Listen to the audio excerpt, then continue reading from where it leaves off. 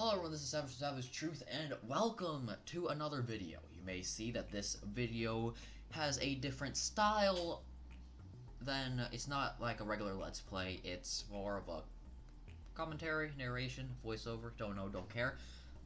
And I want to try to make a new video series that is just me talking about the positives and negatives and my opinions on the games I've played. Today's game we're talking about is Anthem. But before we begin this video, today's question of the day is, what is your favorite game? There's no time restrictions, it can be whenever you want. Video game. Mine is Timefall 2. I feel like it's an underrated game. And leave your answer in the comments below. And remember to like and subscribe if you want to see more. But on to the video.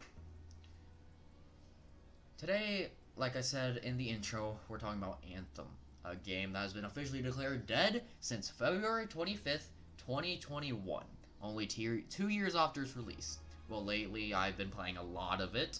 I don't know why, but I just thought, why not play it? And I'm going to share my opinion on the positives and negatives and my overall opinions on the game.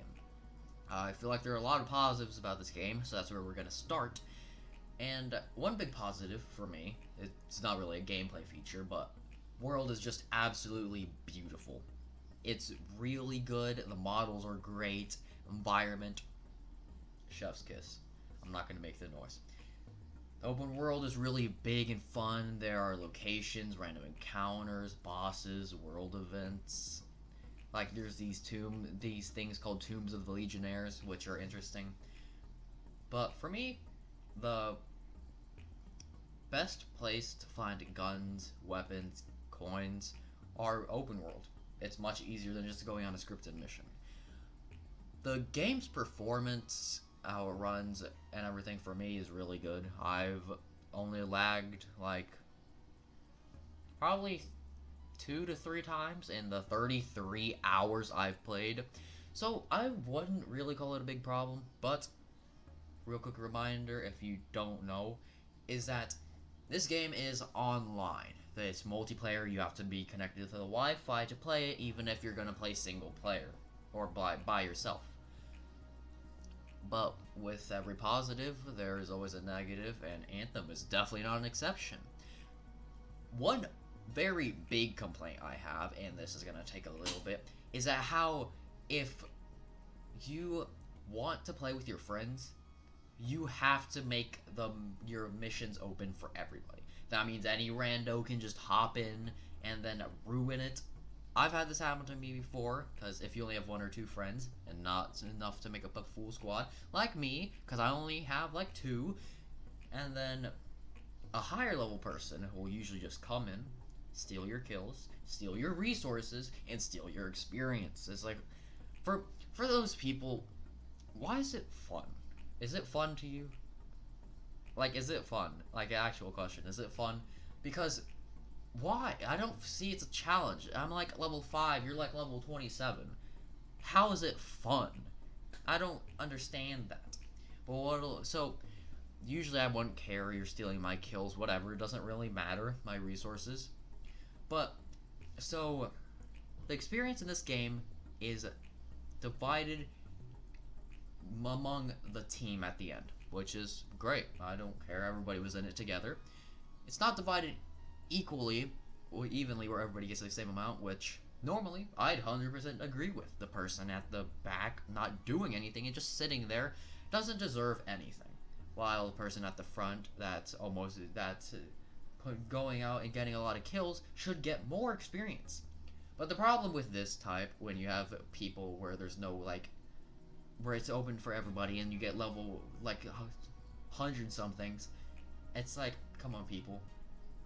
So they're just gonna swoop in and steal your kills, which means they'll get more experience, and you'll get like, oh, you got what, 400 experience? That's great. It's much easier just to solo it. But another complaint I have is that coins for me is a big complaint. If you don't know, in the game Anthem, coins are just for my aesthetics, and you can only earn them from, I think, like, from resource nodes, maybe, and crates. I think, and killing enemies sometimes.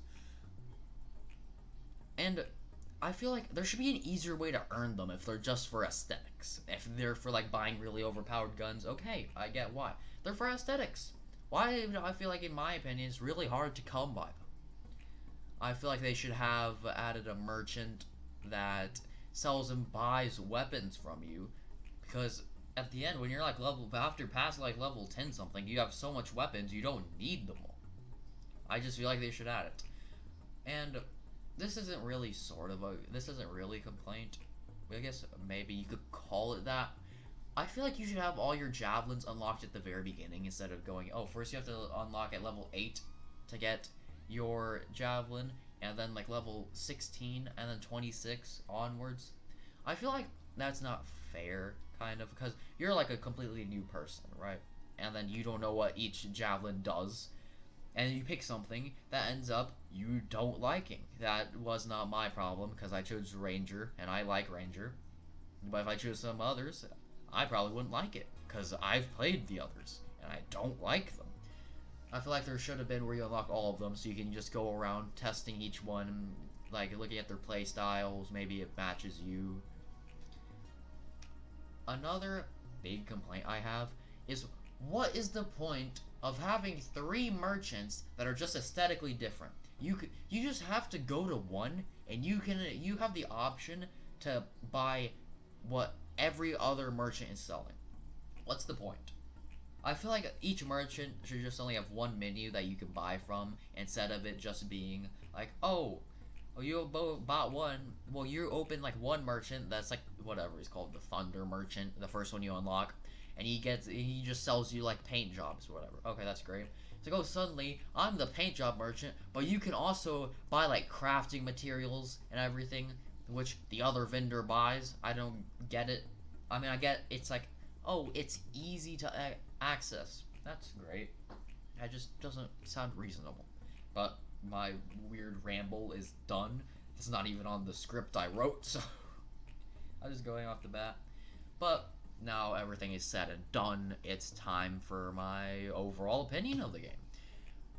Overall, Anthem is I think, on a scale of 1 to 10, it's probably 7.5 or 8. I think developers really should have hung on to the game for a little bit longer instead of just canceling it after 2 years. I mean, it had a lot of potential. I'm gonna be honest. They should have worked on it longer, added new things, fixed others. And that's everything, I think. People, if you like this style of video and you want more, please leave a like. And I'm probably gonna keep on making these. So I kind of want to do like an overall thing of Anthem, like the basics, covering javelins, javelin customization, weapons, components, support devices, whatever, etc., etc. And then I feel like that's it for the video. Please leave a like and subscribe. Answer the question of the day in the comments. And if you have a game that you want me to review, please put it also in the comments. And I feel like that's it. Like an 8-minute video. So, after reading through this whole script, I accidentally made it 699 words. Funny number. I'm really immature. Anyway, I will see you guys in the next video. Goodbye.